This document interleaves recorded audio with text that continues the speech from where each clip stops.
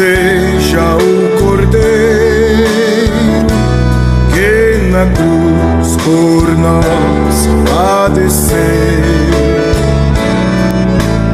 Bendito seja o seu sangue que por nós ali ele verteu. Eis nesse sangue lavados com roupas que tão alvas são. Senhor Jesus, limpa nossa consciência com teu sangue precioso. Declaramos que em nós mesmos somos fracos, frágeis e mortais.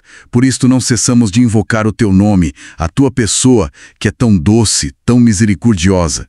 Declaramos que ainda hoje te amamos, te desejamos e te queremos como a pessoa mais importante na nossa vida. Senhor Jesus, ao ouvir esta palavra, que haja mudança em nosso interior, que haja renovação em nossa mente. Tira todos os véus que impedem esta palavra de nos transformar. Derrota o inimigo em nós, governa em nosso interior, ilumine os olhos do nosso coração para vermos o Senhor com clareza em nosso espírito mesclado ao teu espírito. Amém. Olá! Hoje a gente começa a nossa análise com um olhar diferente sobre Levítico capítulo 11. Vamos usar trechos de um estudo bíblico para ir além do que parece só um monte de regra alimentar antiga, né? A fonte que a gente está usando desafia a ver isso como um mapa para evitar a morte espiritual. Uma contaminação que, segundo essa análise, é até mais sutil, mais complicada que o próprio pecado. Nossa missão aqui é explorar essa ligação que a fonte faz entre dieta, pureza e essa tal de morte espiritual. Então, a ideia central da fonte é que palavras como cadáver e morte aparecem muito, né, em Levítico 11, e ligam a impureza direto com a morte. Isso transforma o que se come ou até o que se toca numa questão nossa bem espiritual mesmo. Exatamente. E para ilustrar essa briga entre vida e morte espiritual, a fonte usa aquela analogia conhecida, né, das duas árvores lá do Éden. A árvore da vida, que representaria Deus, é colocada como simples, pura vida, sem mistura. Já a outra, a árvore do conhecimento do bem e do mal, que a fonte liga a Satanás, é complexa, tem conhecimento, tem bem, tem mal, tudo misturado. E o resultado final dessa mistura, segundo a fonte, seria a morte. A análise sugere que essa complexidade toda, essa mistura que leva à morte, foi meio que plantada na gente com a queda. Interessante como a fonte pega essa ideia da árvore da morte e traz para o dia a dia. Chega a dizer que até a fofoca, sabe? Aquela busca por saber da vida alheia para espalhar, seria um fruto dessa mesma árvore, complexa, que mistura bem e mal, e que no fim, para a fonte, leva à morte espiritual. Mas espera aí, como assim o conhecimento em si pode estar ligado à morte nessa visão? Como a fonte explica isso? Olha, a fonte começa a indicar que não é o conhecimento puro, tipo o saber em si, mas a fonte desse conhecimento e a natureza dele.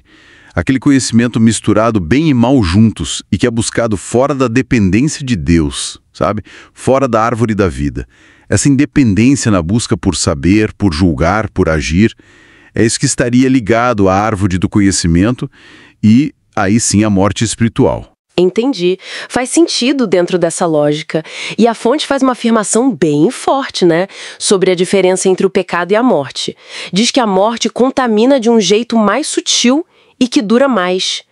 É uma perspectiva que, nossa, muda o peso das coisas, não acha? Sem dúvida. E a fonte baseia isso comparando, por exemplo, Levítico 5 com Números 19. Lá em Levítico 5, o pecado podia ser resolvido mais rápido, com uma oferta. Mas em Números 19, tocar num cadáver de animal já deixava impuro até a tarde. E um corpo humano, nossa, eram 7 dias de purificação. 7 dias? É. A contaminação pela morte nessa leitura é mais profunda, exige um processo de limpeza bem mais longo. Entendi. E como essa ideia de contaminação pela morte aparece nas práticas que o texto descreve? O que a fonte diz sobre os rituais? Bom, aí a fonte detalha, né? Lavar as roupas, por exemplo, seria como limpar o nosso comportamento diário dessa contaminação. Lavar o corpo com água simbolizaria a ação do espírito da vida, purificando. E tem o caso dos vasos de barro contaminados. Esse é sedical. Eles precisavam ser quebrados. Não adiantava lavar. Quebrados? Nossa! A fonte interpreta isso como o nosso eu natural. Uma vez que ele é tocado pela morte, não dá só para limpar. Segundo essa visão, ele precisa ser desfeito mesmo. Pela cruz, como a fonte coloca. E aí, refeito. Essa ideia de precisar ser desfeito é bem intensa. Mas a fonte também menciona algo que não se contamina, certo? O que ficava limpo mesmo em contato com a morte. Sim, e isso é super importante na argumentação da fonte.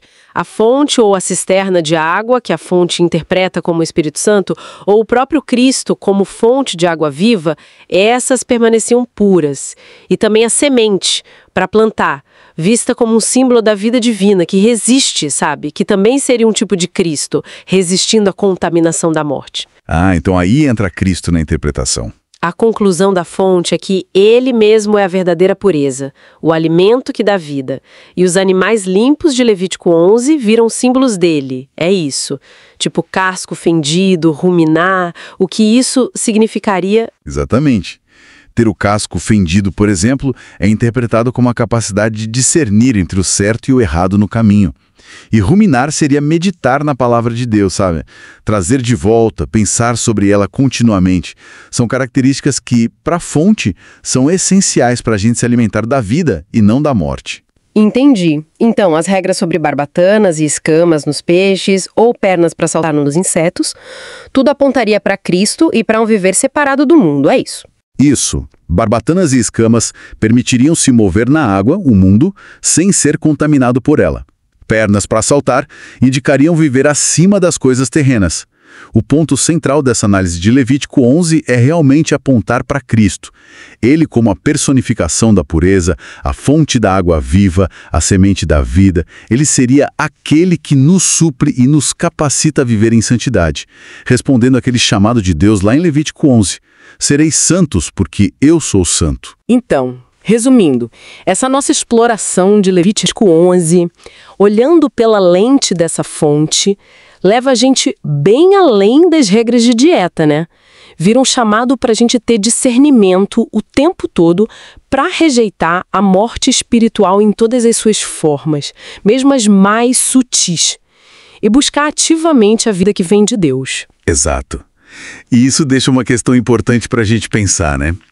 Se a fonte sugere que a morte espiritual pode se esconder não só no pecado óbvio, mas também, num conhecimento que busca independência, num bem que parece bom, mas não vem de Deus, ou até em certas conversas, fica a pergunta: como é que a gente pode cultivar, no dia a dia, um discernimento mais afiado para identificar e se afastar dessas fontes mais sutis de morte e buscar ativamente a árvore da vida? Fica aí a reflexão sobre como aplicar esse discernimento na prática.